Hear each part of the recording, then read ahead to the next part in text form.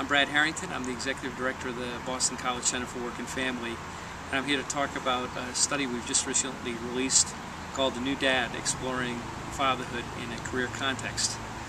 The center undertook the study by looking at the experiences of 33 professional men who were mainly in dual career couples to try to better understand their experience in trying to balance work and family issues both at home and in the workplace. The reason we decided this study was important at this point in time is because of some of the changing demographics that are going on both in the workplace and also in American families. Some of the obvious ones are that for the first time in the past year, women now make up 50% of the U.S. workforce. Part of that has been the result of women's kind of growing and increasing representation in the workplace, and part of it has also been the result of the fact that over the past 2 years during the economic recession, of the 8 million jobs lost in the U.S., nearly 6 million of those jobs were men losing positions. In addition to that, women are also having enormous success in higher education.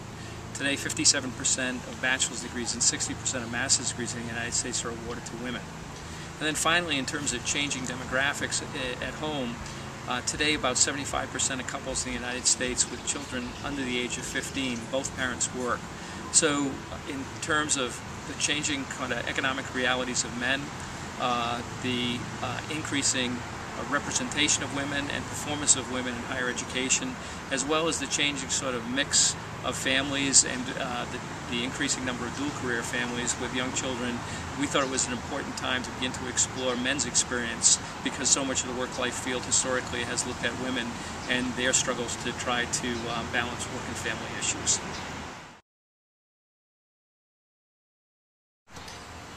A few of the findings of our study, we tried to compare and contrast with the experience of women. So when we looked at our young fathers, what we tried to do was understand how their experience as dads was alike or different from their female counterparts. The first way in which the experiences were very different was that most women obviously take some time off from work of an extended nature after the birth of their children, and certainly after the birth of their first child. So on average, women might take 3 or 6 months leave of absence or more from their employer, where they're not involved in the workplace at all and they're engaged in parenting on a full-time basis.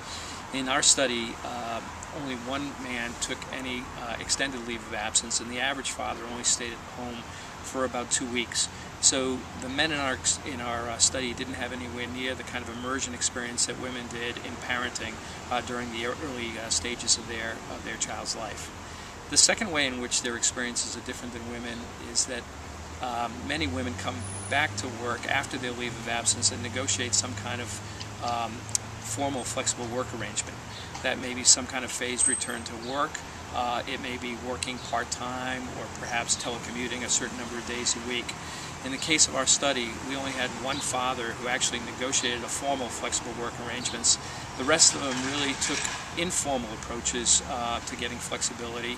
Sometimes, and most of the times, those approaches were with the approval of their manager, but occasionally they just sort of did it in a more stealth fashion, where they slipped out of the office to take care of a doctor's appointment or to attend to something that they needed to with their newborn child. The third way in which the experiences differed is that women oftentimes in the workplace get mixed or sometimes even negative messages about parenting in terms of how that's going to impact their career. A lot of women, after they have children, if they come back to work on a part-time basis, they might be viewed as marginalized or put on a so-called mommy track. And if they come back to work on a full-time basis, there are a lot of questions asked about who's going to take care of the children. In fact, in a recent study, women where they were trying to study the impacts of children on moms, women were seen after having children as being less committed, less competent, and less promotable than their male counterparts. By contrast, the men in our study received nothing but positive feedback from their workplace, from their co-workers, from their manager about becoming a dad.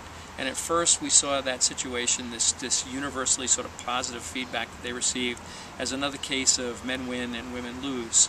But when you look at it in the broader context, some of our study participants helped us see that the reason men receive such positive feedback and positive comments about parenting is because people don't see fatherhood as a very serious role. I think the expectation is that a lot of people think that fatherhood is really equivalent to breadwinner, and therefore a father's intentions around work and their attention to work is probably going to only increase as a result of becoming a father, and they don't expect that there'll be any compromises as the father tries to balance his work responsibilities with his parenting responsibilities.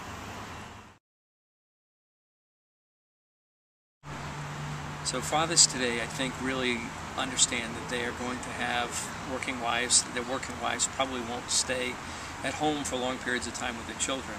And the likelihood is that their wives will be at least as well, if not better educated than they are, will be maybe earning as much as they do, and will have aspirations that are very similar to their own. So I think most fathers fully expect that they're going to have to be a full partner in shared caregiving for their children, and expect to carry about 50% of the burden of responsibility for giving care to their young ones. And I think the good news about that is that most fathers that we talk to didn't see this as a burden. They certainly saw it as a responsibility, but they were just as keen and just as likely to be involved in caregiving because of the positive things that they saw that they could gain as a result of being an engaged father. In the old days, they saw a father as breadwinner as being a pretty hands-off role when it came to interacting with their children. And I think the fathers we talk to, when they describe what it meant to be a good father, use terms like nurturing, mentoring, coaching, supporting, listening to, being attentive to, and just really being present in the moment with their children. So fathers understand that when it comes to domestic tasks, whether that be getting the kids ready, getting them dressed, clean up, feeding, as well as laundry and dishes and so forth, as well as the kind of more fun aspects about interacting with their child, playing with them, nurturing them, reading to them. These are all things that are going to be part of the equation, and the fathers in our study certainly show that they were very open to and ready to take on these kinds of roles with a very high level of energy and enthusiasm. So thus far, our study has garnered a lot of positive attention from our colleagues in research as well as from the media, and I think that's because people are really hungry to better understand what the experiences are of today's working father. We really view this as a first step in a much longer conversation around what are the experiences of fathers and how do they more actively get involved in caregiving, and what are the impact and implications of that for their careers. And we're looking forward to doing further research on this very important topic.